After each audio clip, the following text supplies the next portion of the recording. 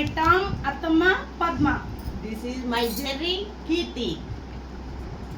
Cartoon network లో Tom and Jerry characters మీ అందరికి గుర్తున్నాయి కదండి. అదే రియల్ లైఫ్ లో టామ్ అండ్ జెర్రీస్ అంటే ఎవరో తెలుసా మీకు? అత్త కోడలు. మా అత్త కోడల మధ్య జరిగే సంభాషణ మీరంతా చూసి ఎంజాయ్ చేయండి. ఓకేనా?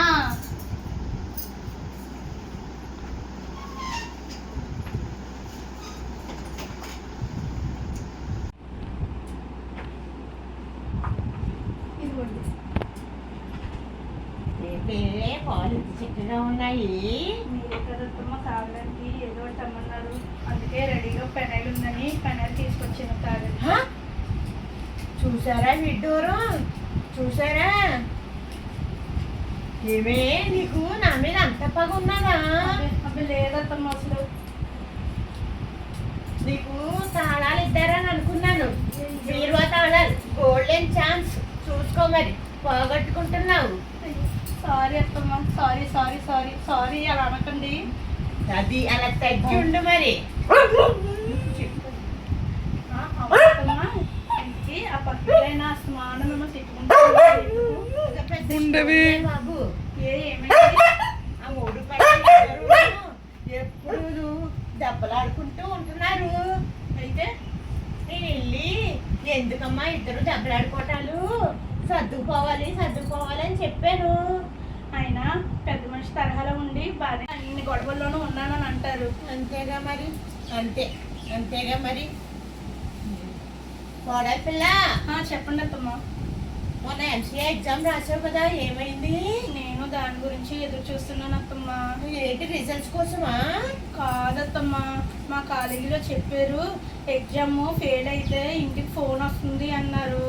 మీ అబ్బాయిని ఎప్పుడు నుండో యాపిల్ ఫోన్ కొనండి యాపిల్ ఫోన్ కొనండి అంటే ఆయన గారు ఏమీ మాట్లాడట్లేదు. ఎన్ని కొన్నా అంతే, ఏమి కొనలేదు నా సాధిస్తూనే ఉంటాను నా కొడుకుని.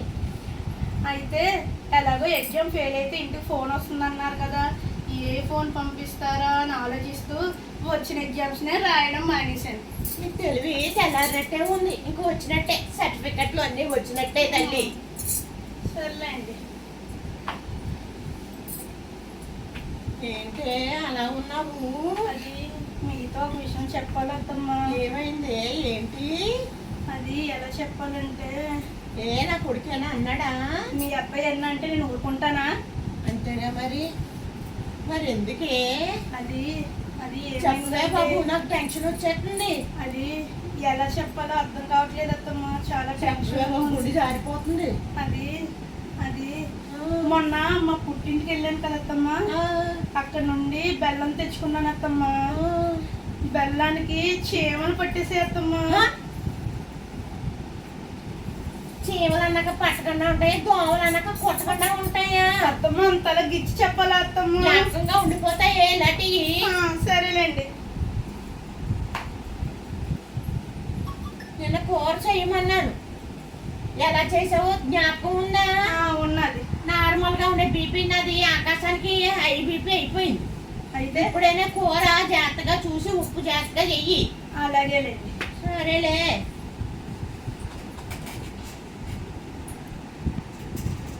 ఏంటే వెతుకుతున్నావు? మీరే కదా కూరలో ఉప్పు చూడమన్నారు, ఎంత వెతికినా కూర తప్ప ఉప్పు మాత్రం కనిపించట్లేదు అత్తమ్మ. వెనకడికి నీలాంటిదే. నాలాంటిదే. బుర్ర దాన్ని పెట్టకుండా దీమే పెట్టు, చూడుగా మాడిపోయి ఏడుస్తుంది. అలాగేలేండి.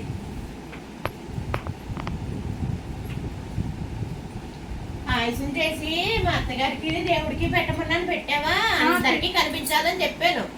పెట్టానత్తమ్మ. మీరు ఏ పని చేసినా అందరికి కనిపించేలా పెట్టమంటారు కదా, అందుకే అందరికి కనిపించేలాగా ఫేస్బుక్ ఇన్స్టాగ్రామ్ లోనూ పెట్టాను. అయ్యయ్యో, చూసారా ఎక్కడ విడ్డోరు? ఇప్పుడు కోడళ్ళు ఇలా ఉన్నారు. మరి దేవుడికి పెడితే పుణ్యం వస్తుంది, పెద్దలు పెడితే దీవిస్తారు. ఫేస్బుక్ లో పెడితే ఏమొస్తుంది? ఫేస్బుక్ లో ఇన్స్టాగ్రామ్ లోనూ పెడితే బోల్డ్ అండ్ లైక్స్ షేర్స్ వస్తుంది. మీరే చూడండి ఎంత బాగుంటుందో. అవునా? శబాష్ శబాష్ శబాష్. అలా మెచ్చుకోపోతే నా కొడుకుని నన్ను బతుకునిస్తారా ఈ కోడళ్ళు? ఎంతైనా మీ అబ్బాయి భార్యని కదా, తగ్గేదేలే. అవును, మరి మీ మాయ భార్యని కదా, అస్సలు తగ్గేదేలే.